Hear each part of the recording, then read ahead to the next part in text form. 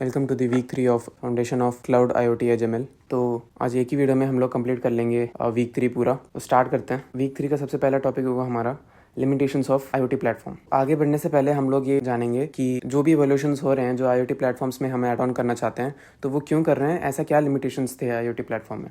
सबसे पहला है पुअर इंटरनेट कनेक्शन। अगर डेटा प्रोसेसिंग के टाइम पे थोड़ा सा भी कोई इंटरनेट का प्रॉब्लम आ गया, इंटरनेट कनेक्शन का प्रॉब्लम आ गया, तो हमारा पूरा डेटा पूरा सिस्टम फेल हो सकता है actually. Then data gravity. Data gravity का ये मतलब है कि as we know that there is a high demand of data right now. हर एक इंडस्ट्री अपना जो मशीन लर्निंग प्रोसेसिंग है या फिर आर्टिफिशियल इंटेलिजेंस है, उन सबको क्लाउड में ट्रेन कर रहे हैं। वो बहुत सारा training data and testing data upload करते हैं इन अ डेली बेसिस। तो डेटा प्रोसेसिंग का डिमांड है वो बहुत ज्यादा बढ़ रहा है। Next is real time responses. ये इसलिए यहाँ पे लिमिटेशंस में आया क्योंकि हमेशा रियल टाइम का मतलब बहुत कम नैनो सेकेंड्स में रिस्पॉन्स देना मुश्किल है। तो ये भी इसका एक लिमिटेशन हो गया। जो लेटेंसी है या फिर डिले है ज्यादा हो जाता है IoT प्लेटफॉर्म्स को यूज करते टाइम। नेक्स्ट हम पढ़ेंगे अगर हमने मशीन लर्निंग को क्लाउड में इंप्लीमेंट किया तो क्या होगा, अगर एज में इंप्लीमेंट किया तो क्या होगा। सबसे पहले देखते हैं if we implement the ML on cloud. First remote monitoring and control. मतलब हमें कुछ मैनुअली करने की जरूरत नहीं है, हम रिमोटली किसी को भी मैनेज कर सकते हैं। Merge the remote data across the devices. जो भी हमने प्रोसेसिंग किया है उस क्लाउड पे हम उसको कहीं भी डिस्ट्रीब्यूट कर सकते हैं, कहीं भी सेंड कर सकते हैं। Then it has near infinite storage to train the ML models. मतलब ये बहुत सारा स्टोरेज हमें ऑफर करता है, किसके लिए, ट्रेनिंग के लिए, टेस्टिंग के लिए, मशीन लर्निंग को प्रॉपरली मैनेज करने के लिए। ये हो गए हमारे वी कैन से एडवांटेजेस और features if we implement the ML on cloud. अगर हमने ML को एज में इंप्लीमेंट किया तो क्या होगा।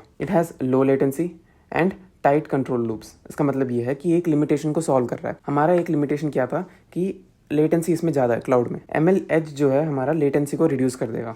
Next it has a tight control loops. Then आते हैं pre process data on premises. हमारा जो डेटा है वो ऑन प्रेमिस ही प्रोसेस हो जाएगा। Next is offline operations. तो जैसे कि मैंने बोला जो एज लेयर है हमारा वो सोर्स के बहुत क्लोज रहता है। तो हमारे जितने भी ऑपरेशंस हैं उसको कह सकते हैं एक तरीके से ऑफलाइन हो रहा है, क्योंकि हम कभी भी किसी टाइम पे भी उसको एक्सेस कर सकते हैं। हमारा जो एक्सेसिबिलिटी है एज के साथ वो क्लाउड से मोर एफिशिएंट है। Next is data privacy and IP protection. ये सारे पॉइंट्स हम एक्चुअली पिछले लेक्चर्स में ही पढ़ चुके हैं। अब नेक्स्ट पढ़ते हैं हम लोग enabling intelligence at edge layer. इसका बेसिकली ये पॉइंट है कि जो डेटा डिमांड है, डेटा प्रोसेसिंग का डिमांड है वो बढ़ रहा है। तो instead of applying all the business logics at the cloud we are applying them at the edge. तो कुछ फंक्शनैलिटीज हैं that is provided by the edge layer. Local data processing. तो जितने भी इंपॉर्टेंट प्रोसेसिंग है, मोस्ट ऑफ द प्रोसेसिंग कह सकते हैं, वो सब एज लेयर में होता है ताकि हमारा लेटेंसी कम से कम हो सके। Then only a subset of the data generated by the sensors is send to the cloud.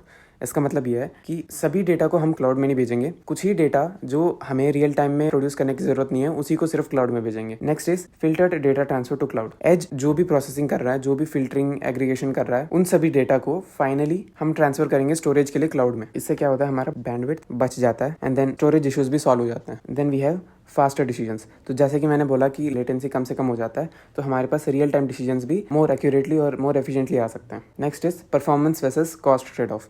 तो हमें पता है कि अगर एज में हमें मैक्सिमम फंक्शनैलिटीज चाहिए तो हमारे पास बहुत हाई एंड प्रोसेसर्स भी होने चाहिए, तो उन सबका कॉस्ट भी ज़्यादा होगा। हम ये कह सकते हैं कि जितना परफॉर्मेंस ज़्यादा होगा उतना ही हमारा कॉस्ट भी ज़्यादा होगा। ML implementation highly depends on specialized processors that helps CPU। कुछ मैन्युफैक्चरर्स ने ऑलरेडी ऐसे चिप्स को लॉन्च कर चुके हैं, जैसे कि NVIDIA हो गया, इसका नाम तो सबने सुना होगा, ARM हो गया, Qualcomm हो गया।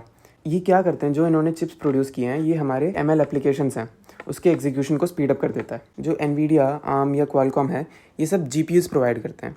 GPUs का मतलब ग्राफिकल प्रोसेसिंग यूनिट, जो कि हमारे CPU के साथ मिलके इन मैथमेटिकल ऑपरेशंस जो भी होते हैं मशीन लर्निंग मॉडल्स में उनको इजीली सॉल्व कर देता है, एफिशिएंटली सॉल्व कर देता है। ठीक है, नेक्स्ट टॉपिक है हमारा एक डिफरेंस है छोटा सा, that is the difference between training and inference. ये क्वेश्चन आ चुका है हमारे असाइनमेंट में। तो पहला, ट्रेनिंग का मतलब ये होता है कि it involves use of deep learning framework. ठीक है, याद रखना, ट्रेनिंग का मतलब यूजिंग डीप लर्निंग फ्रेमवर्क। इसका यूज केस ये होगा कि ट्रेनिंग हम इसलिए करते हैं ताकि हमारा जो फेलियर है वो पहले ही डिटेक्ट हो जाए। ये ना हो कि जब हम किसी मॉडल को अपलोड कर रहे हैं या फिर फाइनली डिप्लॉय कर रहे हैं तब जाके उसका फेलियर आ जाए।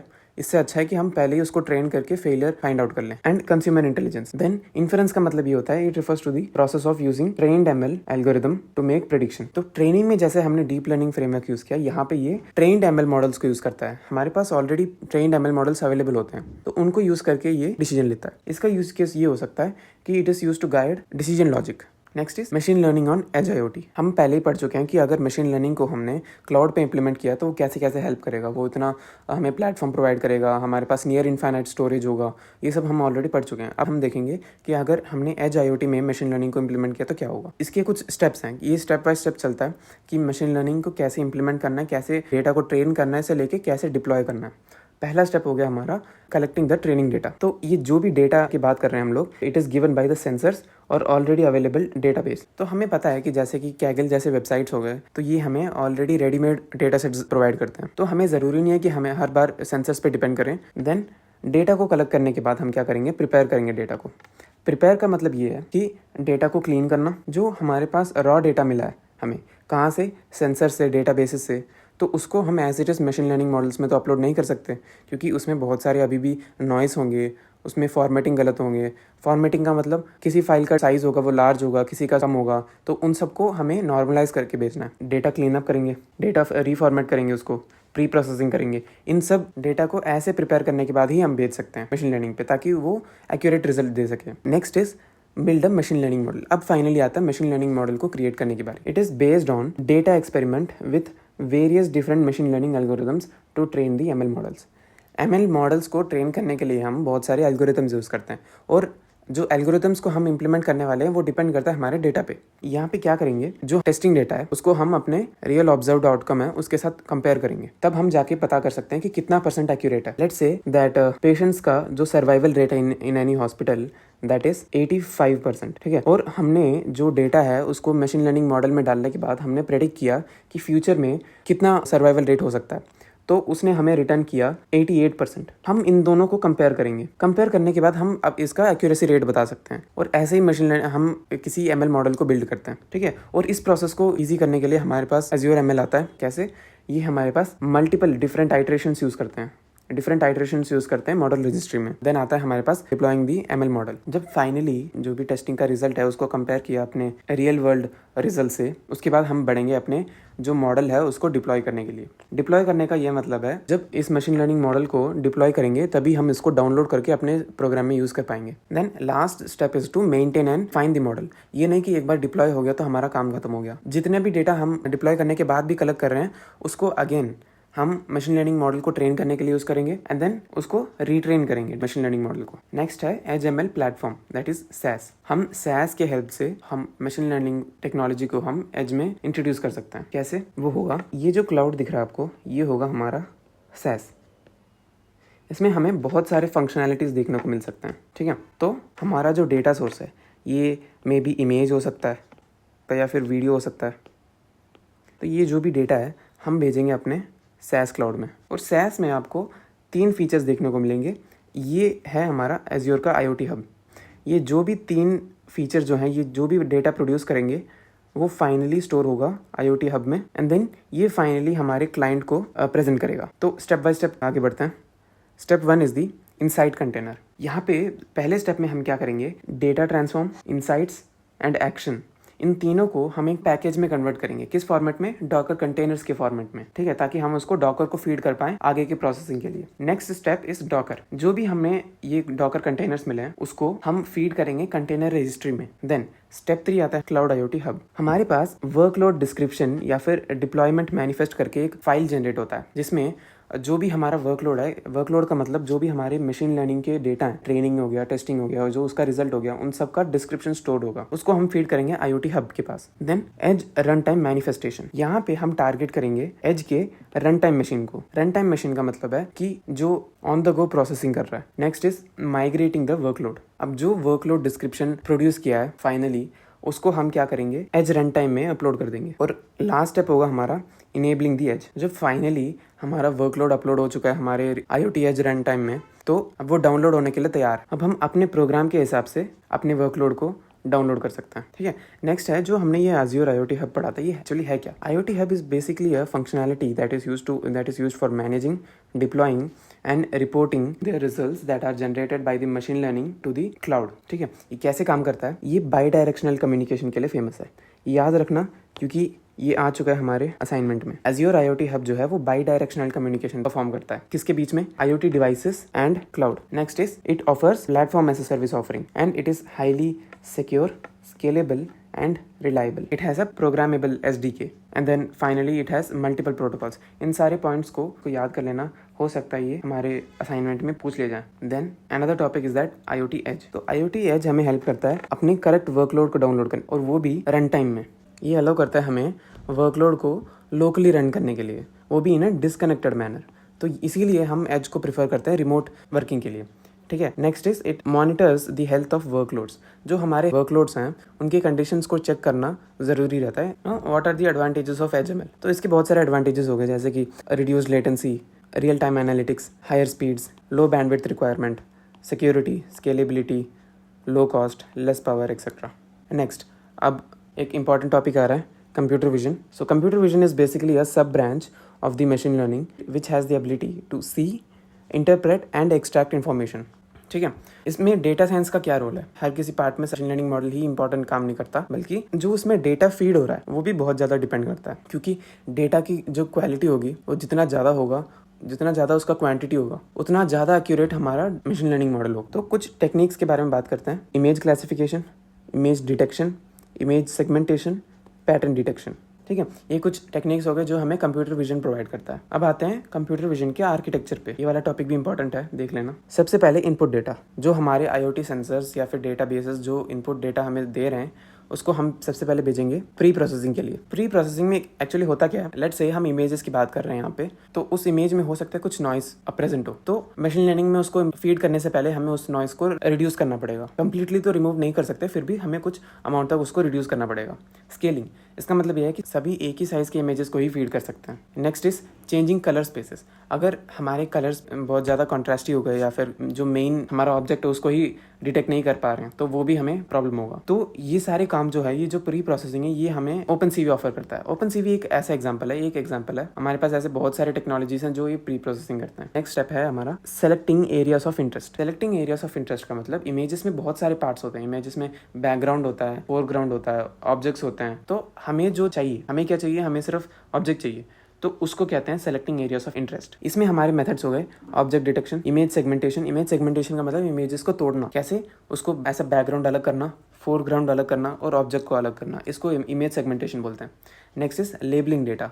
लेबलिंग ऑफ डेटा मतलब जब हम किसी डेटा को मशीन लर्निंग मॉडल में फीड कर रहे हैं तो उसके साथ हम एक टैग भी डालते हैं. जैसे कि लेट्स से हमने डॉग्स के इमेजेस को अपलोड किया तो उसके साथ नीचे डालेंगे डॉग्स. हम कैट्स के इमेजेस अपलोड कर रहे हैं तो उसके नीचे टैग डालेंगे कैट. इसको कहते हैं labelling of data. Next is feature extraction. Feature extraction का मतलब जो हमें डेटा कलेक्ट हुआ है, जो हमने ऑब्जेक्ट को टैग किया है या फिर ऑब्जेक्ट जो इमेज सेगमेंटेशन के बाद प्रोड्यूस हुआ है उसको एक्सट्रैक्ट करना, एंड जो एक्सट्रैक्टेड डेटा है उसको यूज करके हम फाइनली करेंगे प्रेडिक्शन. तो यहाँ पे जो 2 स्टेप्स इन्वॉल्व है वो है ऑब्जेक्ट रिकॉग्निशन, कि या तो वो कैट है या फिर वो डॉग है.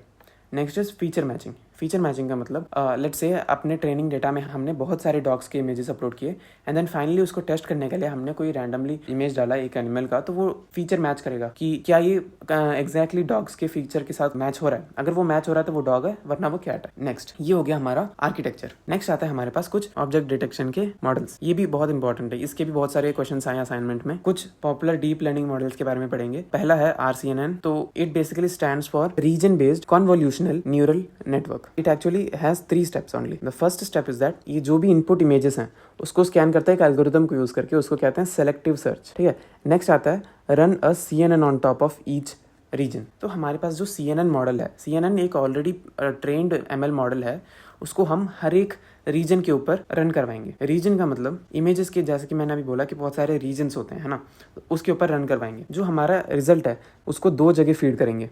पहला होगा SVM के पास. SVM पे क्यों हम फीड कर रहे हैं? क्योंकि so that we can classify the region, कि वो रीजन क्या, वो बैकग्राउंड क्या लाएगा, या वो फोरग्राउंड होगा या फिर वो ऑब्जेक्ट होगा. Next is linear regressor. अब हम जो हमारा डेटा है उसको लीनियर रिग्रेसर को क्यों दे रहे हैं? ताकि हम अपना जो बाउंडिंग बॉक्स है उसको कन्फाइन कर सकें. बाउंडिंग बॉक्स का मतलब जो हमारा रेडियस होता है इमेज को डिटेक्ट करने के लिए, उसको जितना नैरो कर सकते हैं, जितना कन्फाइन कर सकते हैं, उतना एफिशिएंट काम करेगा हमारा model. Next is fast RCNN. तो पहले वाले RCNN का ये ड्रॉबैक था कि ये बहुत स्लो है, तो उसको ओवरकम करने के लिए हमने इंट्रोड्यूस किया फास्ट RCNN. ये बिल्कुल सेम है पुराने वाले RCNN से, बट इसमें एक इम्प्रूवमेंट क्या किया है हमने कि instead of using multiple CNN on top of each reason, जैसे कि हमने पहले पढ़ा था, हम क्या करेंगे, एक कॉमन CNN होगा हमारे पास. पिछले RCNN में हम क्या करते थे, let's say this is an image और ये हमारे पास एक ऑब्जेक्ट है, ये हमारे पास बैकग्राउंड है और ये हमारे पास फोरग्राउंड है, ठीक है। तो हमारा जो RCNN था उसके पास हर रीजन पे एक CNN हमने इम्प्लीमेंट किया था, ये डिटेक्ट करने के लिए कि कौन सा रीजन क्या कहलाएगा। लेकिन जब हम बात करते हैं फास्ट RCNN का, यहाँ पे हम क्या करेंगे, let's say this is our image, this is our object, this is the background and this is the foreground. यहाँ पे हमारे पास एक कॉमन CNN होगा जो रीजन को प्रेडिक्ट करेगा, जो रीजन को आइडेंटिफाई करेगा। तो इससे क्या हुआ कि मल्टीपल CNN को यूज करने के बाद उसके रिजल्ट को एक साथ कंपाइल करके भेजना और एक कॉमन CSS को यूज करना, आप खुद ही समझ सकते हैं कि कितना एफिशिएंट होगा। देन ऑल्सो हमने जो मल्टीपल SVMs यूज किए थे वहाँ पे, उसको भी हमने रिड्यूस करके सिंगल SVM को यूज किया, उसका नाम होगा हमारा सॉफ्टमैक्स लेयर। बट इसका प्रॉब्लम कहाँ आता है, in the selective search algorithm for generation region proposals. ये प्रॉपर्ली आइडेंटिफाई नहीं कर सकता, क्योंकि मैंने अभी बोला कि एक ही CNN है हमारे पास, एक ही लेयर है इमेज के ऊपर, ठीक है। लेकिन फिर भी ये RCNN से फास्ट है। नेक्स्ट हम पढ़ेंगे फास्टर RCNN। पहले वाले स्टेप से भी फास्टर है और उसका ड्रॉबैक को ये ओवरकम करता है। कैसे करता है, यहाँ पे हमने जो बोला पिछले वाले मेथड का ड्रॉबैक ये था कि स्लो सेलेक्टिव सर्च एल्गोरिथम, तो हमने इसको रिप्लेस किया किसके साथ, फास्ट न्यूरल नेटवर्क के साथ। तो फास्ट न्यूरल नेटवर्क जो था वो बाद में इंट्रोड्यूस हुआ था, इसीलिए हम जब उसको RCNN के साथ इंटीग्रेट करते हैं तो वो कहलाता है faster RCNN। Bottom most layer होता है, वहाँ पे हम 3x3 स्लाइडिंग विंडो यूज करते हैं, जो कि पूरी इमेज को स्कैन करता है, ठीक है, और फिर देन जनरेट करता है possible regions. Next is single shot detector या फिर SSD। प्रीवियस मॉडल्स में हमारे जो रीजन प्रपोजल है एंड देन रीजन क्लासिफिकेशन है, ये अलग अलग मेथड्स होते थे, बट यहाँ पे ये दोनों प्रोसेस एक सिंगल शॉट में हो जाता है। तो next is YOLO V3। YOLO का फुल फॉर्म है You only look once. It is one of the fastest real-time object detection algorithm. क्यों इसको faster बोल रहे हैं, क्योंकि it operates in 45 frames per second. Here, instead of selecting the regions, it forwards the entire image to predict the bounding box. ये यहाँ पे regions को segregate नहीं करता कि ये background है, ये object है, ये है, बल्कि ये ऑटोमेटिकली बाउंडिंग बॉक्स जनरेट करना शुरू कर देता है, ठीक है। नेक्स्ट है परफॉर्मेंस मैट्रिक्स। इसका मतलब ये है कि जैसे कि हमने अभी सिर्फ 5 ऑब्जेक्ट डिटेक्शन के मेथड्स पढ़े, एल्गोरिथम्स पढ़े, लेकिन यहाँ पे ऐसे तो बहुत सारे हैं, तो हमें कैसे पता चलेगा कि कौन सा बेस्ट है कौन सा नहीं है। तो उसके लिए हमारे पास तीन परफॉर्मेंस मैट्रिक्स आते हैं। क्या क्या है वो, पहला है intersection over union, IOU। It is a measure that is based on Jaccard index, याद रखना, that evaluates the overlap between 2 bounding boxes. वो कितना % ओवरलैप हो रहा है उसके हिसाब से हम डिटेक्ट कर सकते हैं उसका परफॉर्मेंस कितना है, ठीक है। तो इसको समझाने के लिए let's say this is the image, ठीक है, ये हमारा ऑब्जेक्ट है, तो ये हमारे हो गए बैकग्राउंड, ठीक है। यहाँ पे हमारा जो बाउंडिंग बॉक्स होगा सिर्फ इतना होना चाहिए, है ना। बट लेट्स से हमारे ऑब्जेक्ट डिटेक्शन मॉडल ने इतना सेलेक्ट किया है या फिर इतना सेलेक्ट किया है, कुछ भी हो सकता है मशीन लर्निंग मॉडल में, है ना। तो लेट्स से हमारा जो ग्राउंड ट्रूथ है, जो एक्चुअल बाउंडिंग बॉक्स है वो ये है, एंड देन जो मशीन लर्निंग ने बाउंडिंग बॉक्स बनाया वो है ये। तो ये जो ओवरलैपिंग है, इससे हमें पता चलेगा कि कितना % एक्यूरेट है। उसके लिए हमारे पास फॉर्मूला आता है, IOU will be equal to area of BP intersection BGT divided by area of BP union BGT। अब ये BP BGT का मतलब ये है, BP का मतलब प्रेडिक्टेड बाउंडिंग बॉक्स, मतलब जो मशीन लर्निंग ने हमें दिया। नेक्स्ट इज BGT का मतलब ग्राउंड ट्रूथ बाउंडिंग बॉक्स, जो एक्चुअल बाउंडिंग बॉक्स है उसका। नेक्स्ट आता है हमारे पास प्रिसीशन। प्रिसीशन कैसे कैलकुलेट किया जाता है, क्या जो हमारा ऑब्जेक्ट डिटेक्शन मॉडल है वो सिर्फ रेलेवेंट डेटा को डिटेक्ट कर रहा है। तो इसका भी एक एग्जांपल है, लेट्स से ये कोई पेड़ है, ठीक है, एंड ये हमारा ऑब्जेक्ट है। क्या हमारा मशीन लर्निंग मॉडल सिर्फ रेलेवेंट ऑब्जेक्ट्स को डिटेक्ट कर रहा है या फिर इररेलेवेंट ऑब्जेक्ट्स को भी फ्रेम में ले रहा है अपने। तो उसको कैलकुलेट करने के लिए हमने प्रिसीजन फॉर्मूला को यूज़ करते हैं। हमारे पास प्रिसीजन के लिए फॉर्मूला है TP divided by TP plus FP। TP का मतलब है ट्रू पॉजिटिव, FP का मतलब है फॉल्स पॉजिटिव।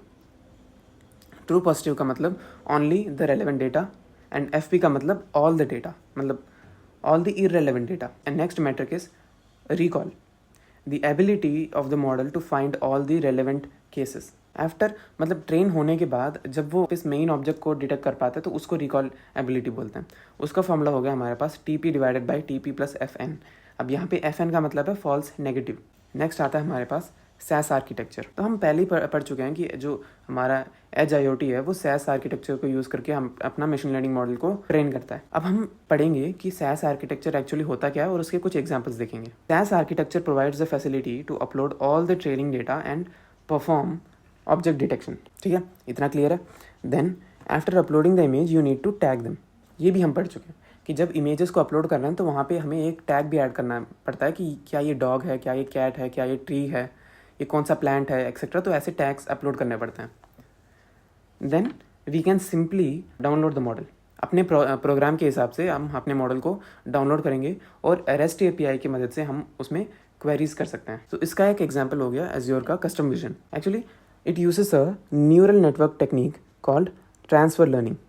ट्रांसफर लर्निंग का मतलब है, तो जैसे ह्यूमंस होते हैं जो अपने पुराने गलतियों से सीखते हैं, उसी के जैसे जो हमारा एज्योर का कस्टम विजन है जो अपना पुराना नॉलेज है उसको अप्लाई करता है आगे अपकमिंग प्रॉब्लम्स के लिए। ठीक है, तो ये क्या क्या कर सकता है? We can build an image classifier with custom vision. मतलब कि सिस्टम को प्रॉपरली ट्रेन करने के बाद हम इजीली क्लासीफाई कर सकते हैं कि ये क्या डेटा है, क्या ऑब्जेक्ट है। नेक्स्ट इज फाइनली सब कुछ डिटेक्ट करने के बाद ये अपना जो डेटा है ये फाइनली IoT हब को भेज देगा। क्यों? क्योंकि जो फाइनल एंड पॉइंट है वो हमारा IoT हब ही है जो प्रेजेंट करता है क्लाइंट को। तो यहाँ तक था मेन पॉइंट, यहाँ तक सारे मेन पॉइंट्स को मैं कवर कर चुका हूँ। बट इसके बाद एक टॉपिक है that is the use case, जहाँ पे उन्होंने प्रैक्टिकल इम्प्लीमेंटेशन दिखाया कि कैसे हम एज्योर के कॉग्निटिव सर्विसेज को इम्प्लीमेंट कर सकते हैं। उन्होंने डॉकर, उबुंटू एंड रास्पबेरी पाई को यूज़ करके इसको इम्प्लीमेंट किया है।